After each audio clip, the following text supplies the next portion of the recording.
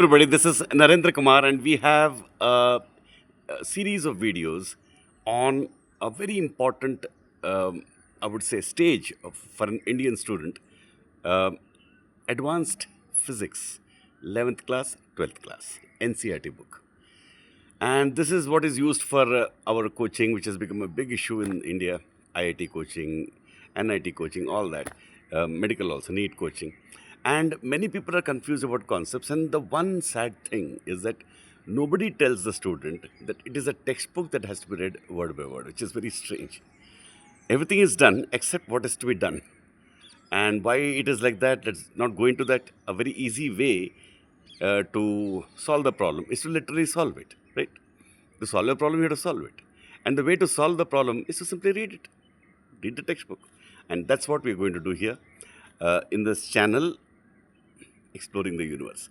So, its main purpose is not for any coaching, obviously, for any coaching, but to open your eyes to physics, a bit of advanced physics. This is a bit beyond school level, less than undergraduation level. But actually, it's very advanced in India. And I think it should not be also so much of physics. But we can take a positive stand on it and overcome it, right? That's what I tell students, because if you can't change something, overcome it. And the one easy way to overcome it, definitely we can overcome it, is to read word by word. That is study methods, and that's been our policy, stand, philosophy on every issue. On every issue. For any issue, the issue is not knowing. Know it. So we'll start and prove this now. And we'll have short videos, in the sense that we'll have one video for one section, one playlist for one chapter. We will not have one playlist for all the chapters together, like 11th standard. We'll have 11th standard, one chapter, one playlist. You get me? 11th standard, second chapter, one playlist. There'll be something like 14 playlists for first year, around 14, let's say 14 for second year, 20, 30 playlists will give you a very comfortable listening. And you have 2 years anyway. This can be actually completed in three or 4 months, 1 hour per day. That is more efficient, isn't it? Anyway, this introduction was needed, so I have given it. This introduction, I think, will suffice for the other chapters. This is a chapter called Motion in a Straight Line. This is actually the third chapter. 3.1 Introduction. 3.1, one video. 3.2, one video. 3.3, one video. Like that we'll have. For every chapter, one section, one video. Every chapter, one playlist. Okay. So 3.1. Motion in a straight line. Motion in a straight line. But we don't see motion in a straight line anywhere. That is what physics does. It abstracts out. We'll see as we go on. Motion in a straight line. Okay.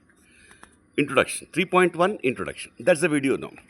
Motion is common to everything in the universe. This has been written by scientists. They write like this only. Very clear. Very beautiful. Clear means beautiful.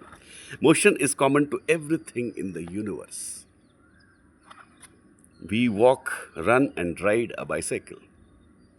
Even when we are sleeping, air moves into and out of our lungs, and blood flows in arteries and veins. We see leaves falling from trees and water flowing down a dam. Automobiles and planes carry people from one place to the other. The earth rotates once every 24 hours and revolves round the sun once a year. The sun itself is in motion in the Milky Way, really. I saw a beautiful video of everything moving, which is again moving. Milky Way also is moving within its local group of galaxies. Motion is change in position of an object with time. How does the position change with time? In this chapter, in this chapter, we learn how to describe motion. In this chapter, we learn how to describe motion. What does it mean? What is happening? So, what's so great about it? It's happening. No, there are more things there. You'll see when we go on. For this, we develop the concepts of velocity and acceleration. Velocity and acceleration. Without these two concepts, we cannot describe motion precisely mathematically. We shall confine ourselves to the study of motion of objects along a straight line. That's a chapter. Also known as rectilinear motion. Rectilinear means straight line. For the case of rectilinear motion with uniform acceleration. For the case of rectilinear motion, okay, with uniform, constant acceleration. The change is constant. Change is constant. Not that the velocity is constant. The change of velocity is constant. Uniform acceleration. For the case of rectilinear motion with uniform acceleration, a set of simple equations can be obtained. Finally, to understand the relative nature of motion, we introduce the concept of relative velocity. It's very interesting. If you are going in a cycle and the person is also going in a cycle, he'll appear either slow or fast. Interesting, right? All these things which we observe in real life have been given description perfectly with concepts. Later you ask why the motion is happening. This is describing motion. It's called kinematics. And asking the causes is dynamics. Once you do these two and cover all sorts of motion of rigid bodies, those which don't change, you have come completely kind of covered motion, especially what we see around. From this has come all the engineering, civil engineering, all that. And Newton comes in a big way here. I'm giving a little bit ahead what we have. So this whole series of chapters, motion in a straight line, then the next, around 4 or 5 chapters, which is 5 playlists, would constitute what broadly is called motion in physics. Then you have sound, heat, light, electricity and magnetism, atomic structure, nuclear physics, electronics, all that. So everything connected to physical world is physics. Anything connected to chemical changes is chemistry and biology, we know, the processes of life. So in our discussion, we shall treat the objects. In our discussions, we shall treat the objects in motion as point objects. So that its thickness and all is not important in this context. This approximation is valid. It's valid. We can do that. So far as the size of the object is much smaller than the distance it moves in a reasonable duration of time.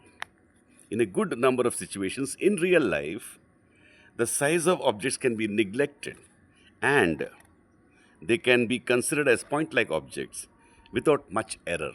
So this is what is called abstraction, You make it a point. There's no point in the real world, but you make it because its effect in daily life is negligible. This is a very reasonable. No?